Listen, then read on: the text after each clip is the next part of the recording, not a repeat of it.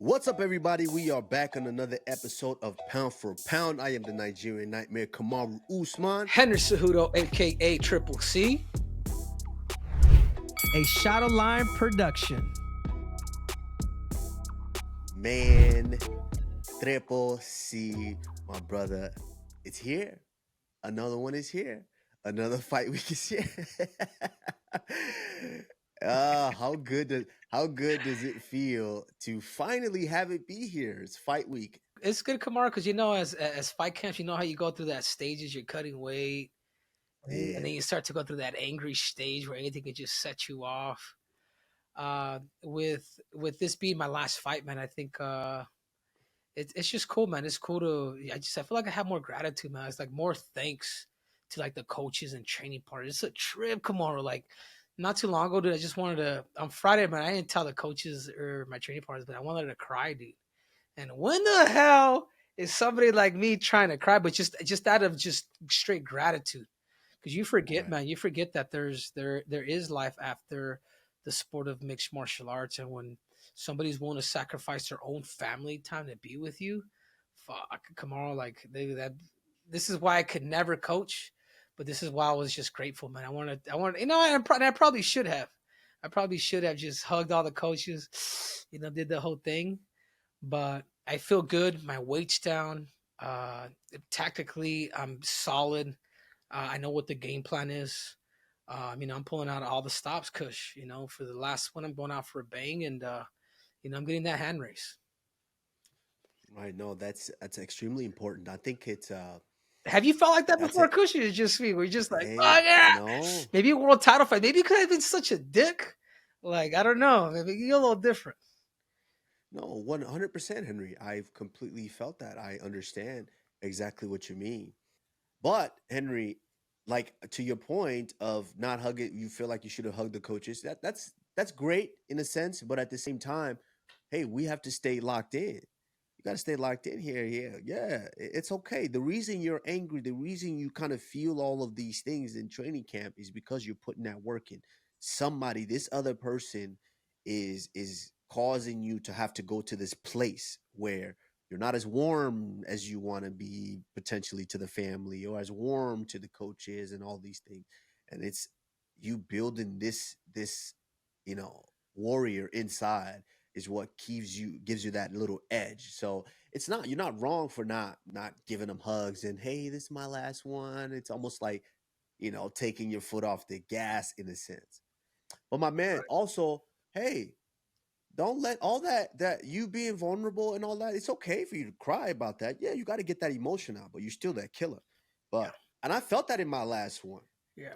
But even in feeling that, I feel like people take it as a weakness. They're taking it for granted because I'm so nice and I am grateful and have gratitude with the way that I've been approaching the game lately to where I kind of feel like people take it as you know as a weakness right now.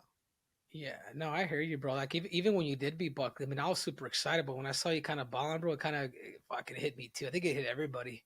Everybody at least knows you Yeah, and fucking likes you. But yeah. there's a lot of people that don't like you, Kamaru, dude. And that's bro, Kamaru. I thought I was fucking hated. I'm surprised if they don't put the camera on you, you ain't getting booed. I mean, you're talking about everybody's just throwing shade on you, and particularly your last, the person that you fought for the title, Tyrone Woodley. I'm not sure if you saw or if you want to roll the tape, right? You got to hear it from Tomorrow the is horse's not the mouth. greatest welterweight of all time. Nobody go. He's saying that because you know. Okay, I'm the realest. I had the realest route. I had the realest reign. I fought all the top contenders that were not big trash talkers. Nobody wanted to say a bad word about Damian Maya, Robbie Lawler, or Wonder Boy, right? I fought all the up and coming guys. I fought even Usman and Kobe and Teal. Those are all up and coming guys, right? He's not the greatest welterweight of all time. What he is the one that kissed the most ass. He's the one that, hey, oh, let's have Uncle Dana on my podcast. Let me accept every fight. Let me go to Vegas and and sit and just loiter in his office every week and just try to stay in his good graces and accept whatever offer. If you do that long enough, you will be one of these guys that end up in the category where now you'll be rewarded because you took last minute notice fights, you fought injured, you didn't complain about money, you didn't ask for more, you didn't ask questions, and you always was trying to be goody two shoe and brown nosing. So yeah, he's the biggest brown noser in the welterweight division. He is a good fighter though. He's a good fighter. He stayed disciplined, but that's what he is. He's not the greatest. Well, how can you even say that? Once you say he's the greatest and you're trying to say he's better than George, like nobody even listening to you after that. What the hell did I do to him? What did I do to this You want me guy? to say it? You 50-40. You would think we fought or something. But it also comes from the horse's mouth, man. Dana White and what you've been able to do at the welterweight division, how you did it, you know, there is a case there. You know what I'm saying? Like even Carlos Prates, He's the GOAT of the welterweight division. the guy that's in your damn weight class. Well, obviously, you know we love Prates here because we love everything he stands for, just getting out there and competing. But getting back to Mr. Woodley, I've never spoken anything against him negatively, publicly. But come on, you can just see this and tell like this guy, bro. I've been hearing negative things from him for a while now. Not just about me, but about my camp, but about the guys I work with. Even Will, everybody knows Anatomy of a Fighter is one of the best in the game at creating these little short films. But he's hated on this guy. He's hated on me. He's hated on my team. He's hated on our manager. Bro, it's not our fault that we didn't do things the way you did to end up the way you have. So I don't like the fact that I see this from you. This is not becoming of you, man, because at one point I looked at this man and I said, man, I love everything that you're doing. But you're making it very, very hard for me to continue to still be a fan of yours. So what's your take, Kamaru? Because don't obviously, because I'm going to bring this up, dude. You know, a lot of people, even Sean Brady says, "Oh, you're not deserving." I think he says the only one that's really deserving is Michael Morales. You know, a lot of people are. I mean, I think the only one that's probably giving you props is Carlos Prates. My Carlos Prates, hey, if it ain't Kamaru, then let us all kind of scrap for it and fight for it. But with these new title fights that have been announced, because this is where a lot of slack now, and I feel like it's different for you, Kamaru. Why? Because even if you're not the greatest welterweight of all time, you're right behind George, if anything, if you want to go by numbers. But that being said, the streak that you have gone on, it speaks for itself. So if they're booking flights like Alexander Volkanovski versus Diego Lopez too, after he gets one win, and obviously we saw the way that Volkanovski got knocked out 3 times, and now he's champion. Like, you know what I'm saying? Like, leading into that. And then let's not forget the other title fight, which is now is Justin Gaethje versus Paddy Pimblett. You know, a lot of people are complaining about that fight too. They're saying, what about Arman? What does that do to 155-pound weight division? Is this just based on popularity, or are we going to keep this stuff competitive? And I will say this, something that I will say about you, where you do have an upper hand is what you've done in combat sports, bro. The fact that you went on this, that you were former pound for pound, you went on was it 15 fight win streak? Is that what it was, Kamaru? Yeah.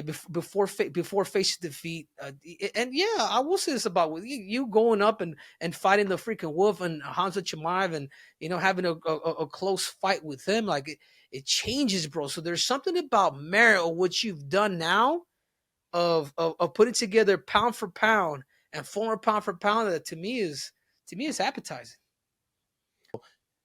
Listen, it is what it is. If the company wants to say, hey, we want to book the biggest fight right now in that division, I mean, it's hands down. I think we know what the answer is. Yeah. Former pound for pound versus pound for pound. If it's not, who else would be worthy other than yourself? Let me phrase it that way instead. Who else would be worth? Who else? I feel like all these. Who else you think would be in line at 170 pounds to get it? I like all these. Like I like a lot of these guys. I'm fans of them. I would say right now for me, I would say Prates. I still think maybe another fight to really kind of because I feel like he's done so much in such a short time. There wasn't enough to let that ripple effect really touch the masses all over the world. But I would say Carlos Prates right now, I like everything I'm seeing from him. His willingness, his excitement to go out there and compete and fight. Even if he loses, it's like, okay, I'll have to fix that and I'll come back. Like, that's what I love to see. And I think that's what Dana and the company and Hunter and these guys love, is these guys like that. So I love Prates. Morales, too, is also impressive. You know, no hate on these guys. I love what these guys are doing. I'm a fan of these, and I'm going to continue to be a fan of these guys, unless they give me otherwise a reason not to be. Yeah. But listen, What about, if it's not me, what about your boy Ian Gary? Ian's doing work too, but not. You can't literally sit here and say he's done more work than what Prates has just done. You can't sit here and say he's done more work than what Morales has done. Yeah.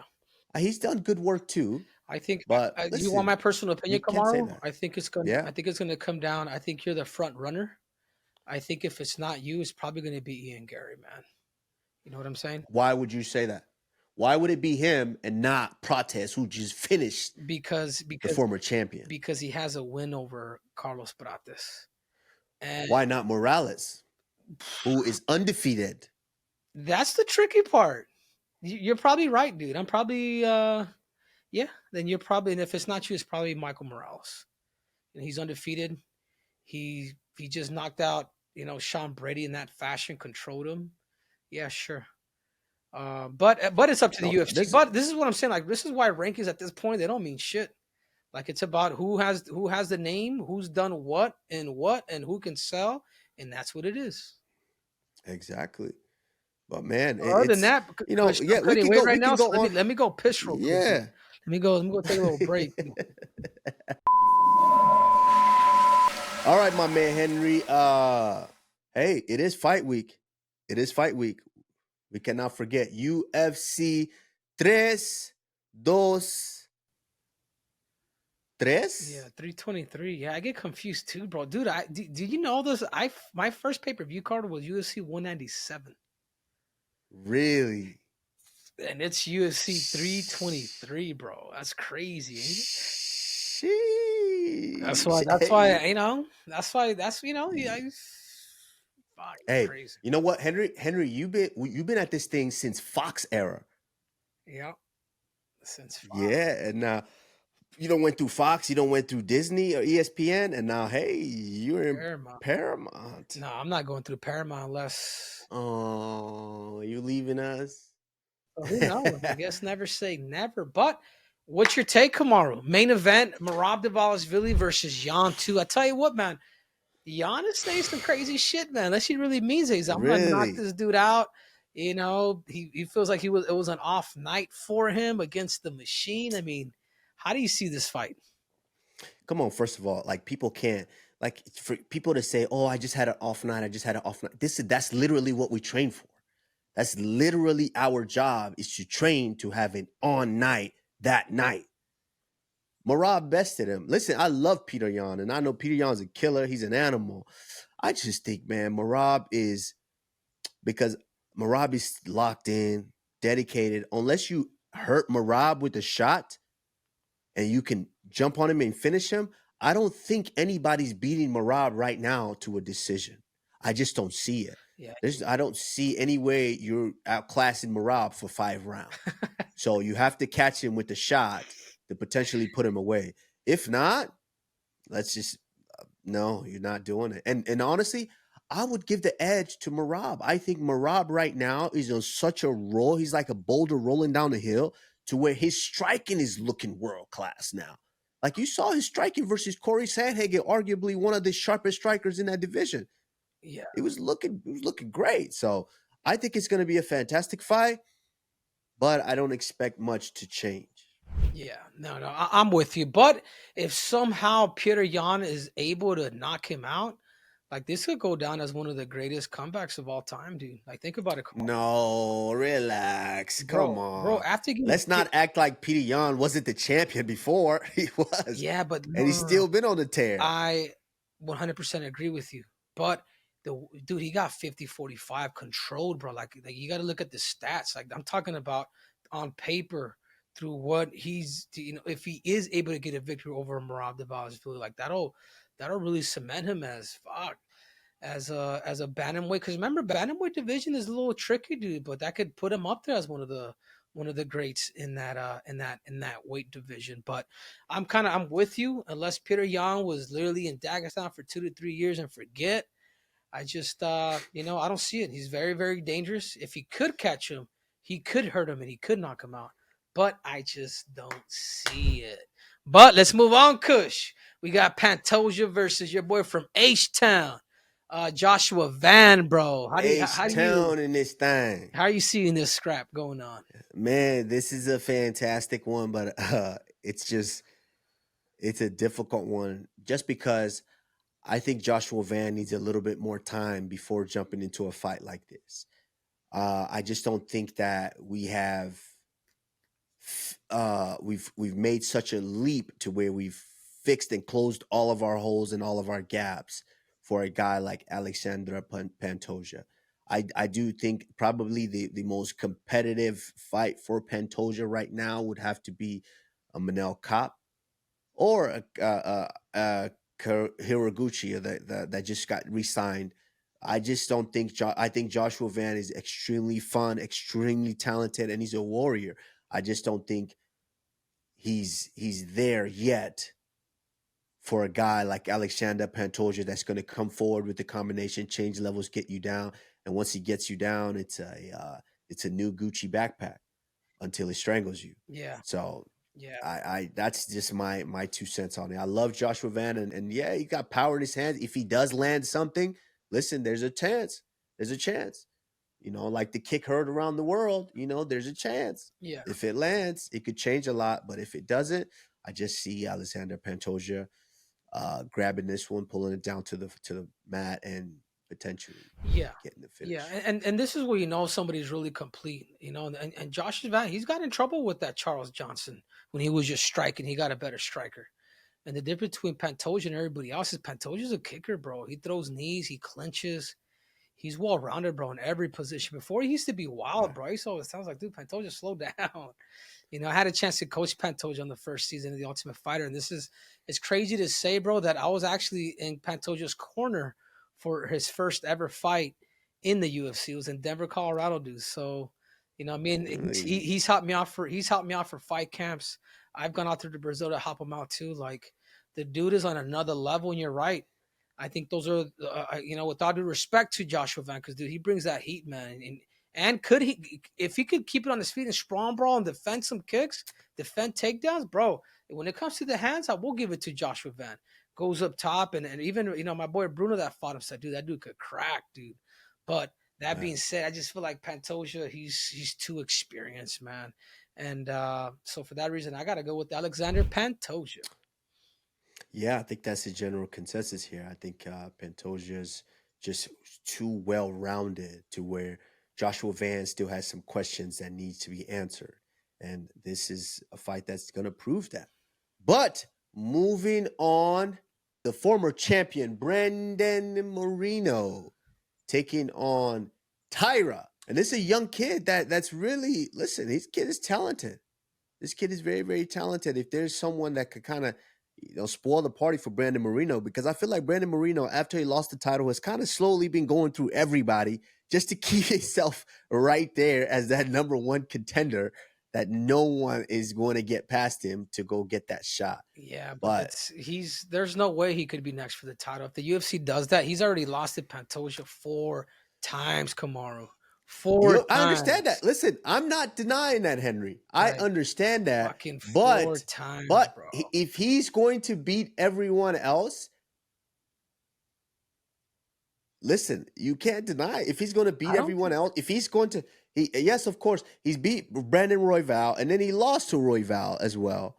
So that's a tough one. And then obviously, we need a Manel Kape. We haven't seen that one yet. So if he's able to get through those guys, Brandon Moreno might be staring at another title shot. But unfortunately, I think it's going to be a little ways down the line because we do have now Haraguchi is in the UFC, back in the UFC as well. So it's interesting right now. It's getting really interesting at that flyweight division. But this fight right there is going to be a good fight. It's another opportunity for Brandon Moreno to showcase kind of his improvement and his growth. So I'm looking forward to it.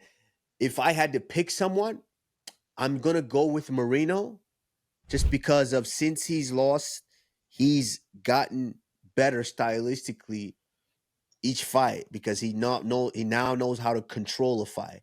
The one thing right now that will kind of throw me off is this is a 3-rounder to where he's been accustomed to settling into 5-rounders because that's all he's been fighting. So that's the only thing that kind of worries me a little bit about this one. But I like it. What do you think about this one? Yeah, no, I think Taira is really good. I think if he could, I think the only way to beat Moreno on the style that because he doesn't necessarily have crazy striking. He's gonna have to wrestle and take the back. But Moreno's well rounded, bro. Me and Brandon used to train back and we used to go hard, bro. The dude's good. The dude's got good wrestling. The dude could take the back, and he's got that nitty gritty Mexican in him. If I'm Yeah. Taira, you gotta throw out the kitchen sink, catch him with something, or really zero in on your takedowns, bro. Because that's about the only way that I see Taira beating Moreno. Because Moreno's he's gone better, dude.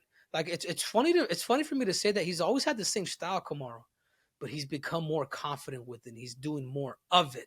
Like to me, he's the same fighter since I've known him. Like same combination, same everything. Because dude, we used to live together practically. He would come out and stay months at a time here at my house. But bro, who hasn't been at your house? Reynolds, dude, I'm fucking saying, telling you, we're come on, thinking about it. Reynolds has a lot more tools than a guy like Taira, but Taira's just gonna need time. So for that reason, I'm going Brandon Moreno. I agree with you, Henry. I agree with you. And moving on this card, this is a good one to end the year on. Is we've got the Olympic champion, UFC flyweight champion, UFC bantamweight champion, Triple C taking on Peyton Talbot. This is a banger right here. This is a banger because this is almost like we passed the torch. It's clash of styles, height, age, a little bit of what you're talking about, and it all comes down, like to me, it all comes down to tactics. You know what I'm saying? He's a younger fighter.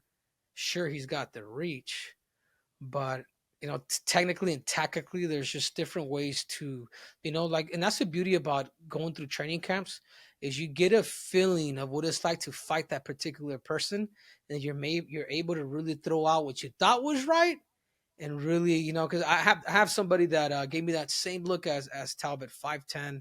He actually has a 2-inch reach advantage, more so than Talbot.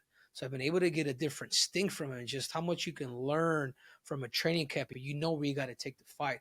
But that's for you, Kush, to tune in and buy that last pay-per-view unless you're illegally streaming. Hey, are you getting pay-per-view points? Are you getting points? I'm not, so go ahead and fucking do it. Hey. I used to. Allegedly. I used to. I have not done anything like that, so don't try to incriminate me. Allegedly. Yeah. But moving on, this is a fantastic fight, and obviously we have to give our prediction. So what's your prediction for this fight, Henry? A victory, man. A victory over Peyton. I mean, of course, I would love to finish him. Like, that would be my ideal thing, is like really finish him, man. Like leave a statement. But I'm out there to be smart, disciplined, and go out there and do everything that we train for this fight camp to get the victory. Right. Now, for a guy like Peyton Talbot, we all know he's dynamic. It's a guy that can really crack. It's a guy that can pressure a lot and can really touch someone and put someone away. But we've also seen him go against a guy like Barcelos, I believe, to where he was just completely kind of dominated on the ground, to where it kind of showed that, hey, there's still a lot to be worked on here. And I think if that's a potential game plan here, you can implement that. I don't see why, because I think you're a little bit more, well, not a little bit. I know you're more experienced to where I don't see why you can't potentially find that finish maybe in the later round. Yeah. So Man, Tune in, Kush. Tune in. You know I'll be tuned in. I'll be on the TV like this. Like, yeah, I'm right there with you. But then our first fight on that main card is going to be former light heavyweight champion of the world, Jan Blachowicz, Polish Power, taking on Guskov. Did I say that right? Guskov. Yeah. Guskov. 6'3". Yeah. What's his record? Guskov. I believe he's 15-3 or 16-3, something like that. But this is the 18-3. Oh, never mind. Excuse me. I said 15-3, but I knew he wasn't a ton of losses. 18-3, very talented, coming off of I believe a 4-fight win streak. So yeah, this is a good one, and obviously Jan Blachowicz is there hasn't been a lot on his name in the division lately because obviously we've got when Pereira stepped in there. Pereira pretty much just took that torch and ran with it to where we haven't really heard a ton from Jan Blachowicz. And he is coming off of, after that loss, and he's just coming off of a recent loss to Carlos Alberg.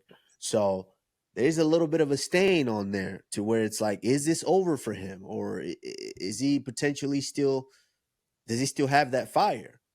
But it's not the first time Jan Blachowicz has been to a situation like this when he was down 2 losses and then he was able to reinvent himself and build all the way back to becoming champion. So, we'll see what happens with this one. But if I had to pick, man, I just think if Jan Blachowicz has done what he did the last time he had 2 losses in a row, he found the switch. He was able to go back to the drawing board and implement everything it takes to be a mixed martial artist, not just standing up and trying to strike with these guys. If he does go forward and implements that, I don't see why Jan Blachowicz doesn't get the decision here. Yeah, I agree, dude. I agree. I gotta go with Jan, former champ. He probably has that chip on his shoulder, which could make him dangerous. I'm gonna have to agree with you on that one. Yeah, but listen, Guskov is a beast. 4-fight win streak, all 4 finishes. Does that change your mind, Henry? Maybe. You know what? I'm switching Kamaru. It's good to know you're so wishy-washy. Oh, my God. There's also some good fights on that prelim. I mean, you've got Grant Dawson taking on Manuel Torres. You've got Terrence T-Rec, I believe is his nickname, McKinney taking on Chris Duncan. That's a big one. Let's not forget the return of Jalen Turner. He retired, then he came back, but they didn't do him any favors. They gave him Edson Barbosa, one of the most notorious kickers that we've seen inside the octagon. I believe probably the only man that has a kick finish to the leg, to the body, and to the head. And let's not forget my man, Muhammad Nahimov is back, and he's fighting the tough winner, Marion Santos. So this is going to be a banger. Oh, and who can forget Bruno Ferreira taking on Marvin Vittori, the Italian Dream? The Italian Dream. Yeah, I like it. The Italian Dream. So, man, it's going to be a good one. It's going to be a fun one, a good way to close out the year. If this is, in fact, your last fight, I think it's going to be like, I feel like people as humans, we don't really understand how good and what we have until it's gone. And I think hopefully you will really start to kind of get the appreciation of what you've done in this sport, and not just this sport, but also in wrestling. And so, hey, I can't wait to see it. And you obviously, it depends. You might fall into being a full-time coach because obviously you did a fantastic job when you were kind of really plugged into doing that. But we will see. But Henry, before we go, obviously, as you know, we have a question from a casual. And this week it pertains to these fights. Henry, who do you think has a better chance of pulling off the upset? Would you say Peter Yan or would you say Joshua Van? Yeah, I'm gonna go with Joshua Van. I think Marab. I think if Marab felt, he's gonna implement the same thing. You know what I mean? With Peter, he's gonna have to go right away, go for those takedowns right away, like get Peter to react, do the whole 9 and whatnot. But with Joshua Van, bro, Joshua Van can crack, dude. And if he can sprawl, bro, sometimes Pantoja makes mistakes. He does a lot of things that kind of put him in crazy. He puts himself in crazy positions sometimes. If he does not keep his hands up against a guy like Joshua Van, who's knocking people out at flyweights, of course, man, I'm gonna have to go. I do believe that Joshua Van has a better opportunity than a guy like Peter Yan. I like that. And I can be right in line with that. No disagreement with me here. I do think I think Alexander Pantoja used to, because now, like in his last couple of fights, I think he's sharpened up so many of his tools, and I'm so impressed by what he's been doing. But I think he still kind of might present a little bit more opportunity, because he is extremely exciting now. Present a little bit more opportunity for Joshua Van to sneak something in there and potentially show us an upset.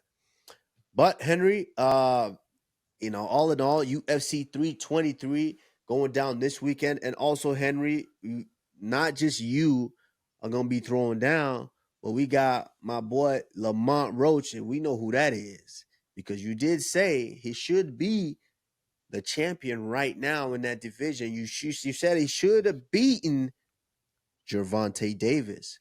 So now we get a chance to see him back in there, and not just against anyone, against Pitbull Cruz. So this is a big one.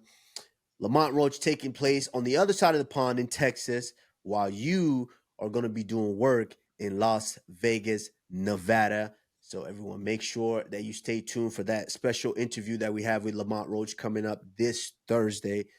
Henry, as always, my brother, I'm with you in spirit. Is that how you do the heart? Like this?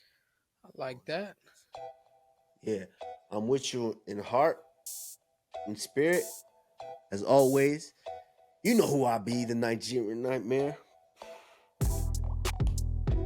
Damn, waking it up, huh? Henry Cejudo, a.k.a. Triple C. We are out.